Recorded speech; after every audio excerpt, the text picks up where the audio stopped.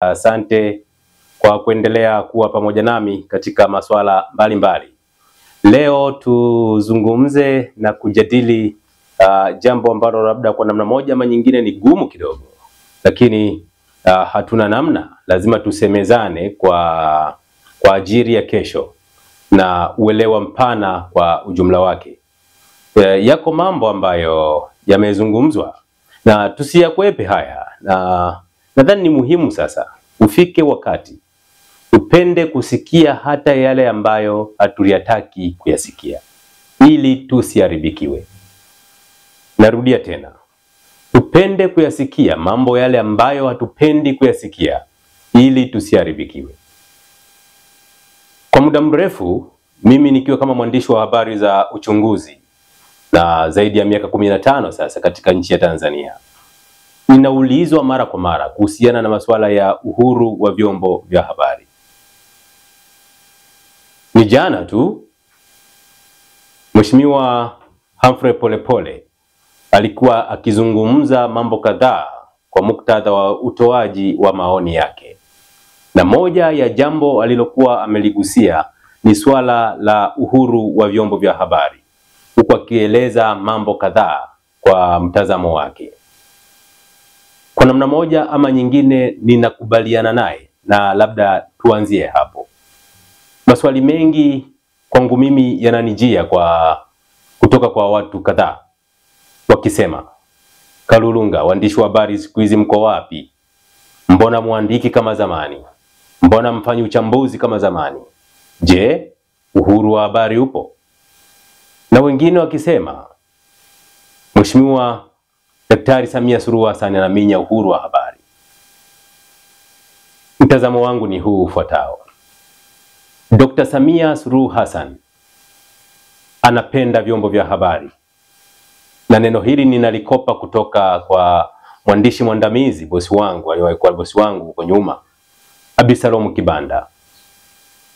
Sema kwamba Dr. Samia Suluhu Hassan anapenda vyombo vya habari, lakini Chama cha Mapinduzi ambacho ni chama dola hakipendi vyombo vya habari. Ni sentensi tata kidogo, kwa sababu Daktari Samia Suluhu Hassan ndiye mwenyekiti wa Chama cha Mapinduzi na ni mgombea nafasi ya urais na ndiye rais wa Jamhuri ya Muungano wa Tanzania. Sasa inakuwaje? Kwa muktadha huo ni kwamba irejewe na kukumbukwa kwamba Daktari Samia Suluhu Hassan kabla hajawa rais alikuwa ni mmiliki wa chombo kimoja kule Zanzibar. Maana yake nini? Maana yake Daktari Samia Suluhu Hassan anapenda vyombo vya habari na uhuru wa habari, lakini taasisi ambayo anaitumikia haipendi vyombo vya habari, na imeweka kwa namna moja ama nyingine mikono ambayo ni ya chuma. Nasema mikono ya chuma kwa sababu zipo taarifa za uhakika kabisa, na mimi ni shahidi. Maudhui mengi ya mahojiano kadhaa ya watu kadhaa yanaondolewa, yanang'olewa katika online TV. Hii mikono ya serikali imeweka sheria ya kung'oa maudhui ya vyombo vya habari ama mahojiano ya Watanzania kwa sababu hawapendi kusikia kile ambacho hawapendi kusikia. Kwa nini ninasema Rais Samia anapenda vyombo vya habari? Tukumbuke, tangia anaingia madarakani alianzisha suala la maridhiano, na mpaka sasa bado katika moyo wake ninaamini analo suala la maridhiano, zile 4R.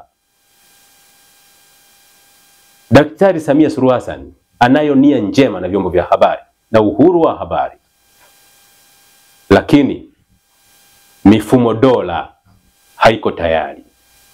Kwa yawezekana pia anapata upinzani mkali sana kutoka kwenye mifumo dola kuliko dhamira yake ya dhati ya kupenda vyombo vya habari ambavyo vinaweza kumsaidia sana pia hata yeye. Sio jamii tu ya Watanzania wengine, lakini hata kwenye uongozi wake kumuonyesha kwamba mahala fulani panavuja. Nikupeni mfano. Mimi mwaka 2021 kuna kiongozi wa serikali mteule wa rais alitoa amri ya mimi kukamatwa na kuhojiwa na kulala rumande kwa sababu niliandika habari ya uchunguzi kuhusiana na masuala yao. Kwa hiyo waandishi wa habari si tu kwamba wanaogopa ama si tu kwamba tunaogopa kuchambua mambo kadhaa yanayoendelea nchini kwa sababu ya Daktari Samia Suluhu Hassan, hapana, bali mifumo dola iliyowekwa na sheria kandamizi ya uhuru wa habari zinaendelea kutungwa na kuwekwa kwa maslahi ya wao, si kwa maslahi ya umma. Ingawa ukitumiwa barua ya kung'oa maudhui katika chombo chako cha habari ama kuonywa, zinaelezwa kwamba kanuni, umevunja kanuni hii, umevunja kanuni hii. Kwa vitisho ni vingi. Waandishi wa habari, uhuru wa habari kwa sasa bado kidogo. Lakini kumbukwe, mwandishi mkongwe Ndimara Tegambwage aliwahi kusema na kuandika kwamba uhuru wa habari nchini Tanzania kitanzini. Naomba upigie mstari wa neno hilo wa kichwa cha habari alichokiandika mheshimiwa mwalimu wangu Mheshimiwa Tegambwage Ndimara. Uhuru wa habari kitanzini ndicho kinachoendelea. Kwa si kwamba waandishi wa habari wanashindwa kuandika habari ama hawaoni, wanaona habari, lakini mioyo yao iradhi, mili idhaifu. Kwa hiyo nimalize kwa kusema uhuru wa habari kitanzini, na Daktari Samia Suluhu Hassan anapenda vyombo vya habari, bali Chama cha Mapinduzi hakipendi vyombo vya habari. Na ndio maana unaweza ukacheka sana. Unacheka nini? Unaweza ukacheka mtu kiongozi anasoma taarifa kadhaa akieleza kwamba kuna uhuru wa vyombo vya habari katika nchi ya Tanzania kwa sababu eti kuna ongezeko la usajili wa vyombo vya habari. Na unaweza ukajiuliza sasa, kwa mtu ambaye wenye upeo mpana au upeo wa juu wa kufikiri, kuna vyama vya siasa vipo, lakini ndio maana kinatokea pia kwamba kuwepo chama kikuu cha upinzani. Maana yake kuna chama imara cha upinzani. Jiulize, vyombo vya habari vilivyopo ama vinavyoendelea kuwepo ni kwa ajili ya jambo gani? Na kuanzia mwaka 2015 hapa katikati huku, na ndio maana watu wengi wakaanzisha vyombo vya habari vya michezo. Ndio maana vyombo vya habari vingi vinaandika michezo na burudani na masuala mengine ya mahusiano, ili wawe salama, ili vyombo vyao viwe salama na wao wawe salama. Je, uhuru wa habari upo?